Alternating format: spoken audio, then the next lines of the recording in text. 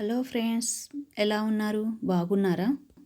కంటి చూపు, calcium deficiency, PCOD, diabetes, రక్తహీనత, కొలెస్ట్రాల్ వీటన్నిటి నుండి కాపాడుకోవడానికి నేను మునగాకులతో పంచరోగ నివారిణి అనే ఒక పొడిని తయారు చేశానండి. దానికోసం ముందుగా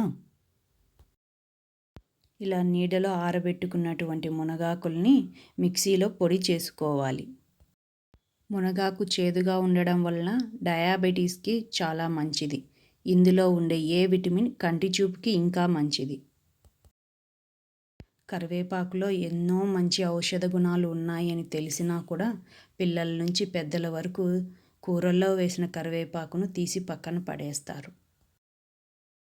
ఒక కప్పు గ్రౌండ్ నట్స్, అవేనండి పల్లీలు అంటారు కదా, వాటిని కూడా వేయించుకొని పక్కన పెట్టుకోవాలి. 5 స్పూన్ల అవిసె గింజలను కూడా వేయించుకొని పక్కన పెట్టుకోవాలి.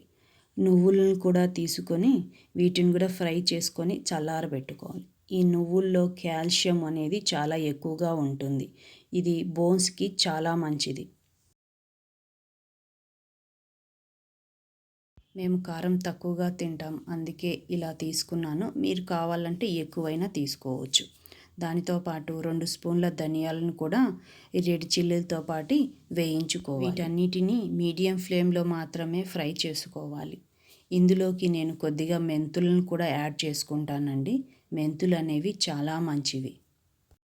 వీటన్నిటిని ఫ్రై చేసుకొని చల్లారబెట్టుకోవాలి. ముందుగా నువ్వులను, అవిసె గింజలను పొడి చేసుకోవాలి. అదే మిక్సీలో ఎండుమిరపకాయలు, ధనియాల, మెంతులను కూడా పొడి చేసుకొని దానికి కరివేపాకు పొడిని యాడ్ చేసుకొని మిక్సీ పట్టుకోవాలి. తర్వాత మునగాకు పొడిని కూడా కలుపుకొని 1 స్పూన్ సాల్ట్ని యాడ్ చేసుకొని మిక్సీ పట్టుకోవాలి. ఇందులోకి పల్లీలను కూడా వేసుకొని పొడి చేసుకోవాలి.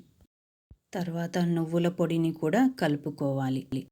మరి మెత్తని పిండిగా కాకుండా కొద్దిగా బరకగా చేసుకోవాలి. 10 వెల్లుల్లి రెబ్బలను కూడా చిన్న ముక్కలుగా కట్ చేసుకొని మిక్సీలో వేసుకోవాలి. కొలెస్ట్రాల్ తగ్గించుకోవడానికి, రక్త ప్రసరణ సరిగా జరగడానికి ఈ వెల్లుల్లి అనేది ఎంతో ఉపయోగపడుతుంది. ఈ పొడిలోకి నేను 1 స్పూన్ బెల్లంని కూడా కలుపుకుంటాను. ఎందుకంటే బెల్లంలో ఐరన్ అనేది చాలా ఉంటుంది. అంతేకాకుండా ఈ పొడిలో ఉన్న చేదును తగ్గించడానికి కూడా బెల్లం సహాయపడుతుంది. వీటన్నిటినీ మిక్సీలో కొద్దిగా బరకగా మిక్సీ పట్టుకుంటే సరిపోతుందండి. ఇలాంటి ఎన్నో ఆరోగ్యకరమైన వంటల కోసం నా ఛానల్ని సబ్స్క్రైబ్ చేసుకోండి. ఇడ్లీ, దోశ, చపాతీ, అన్నం అన్నిట్లోకి నెయ్యి వేసుకొని రోజు తింటే చాలా మంచిది.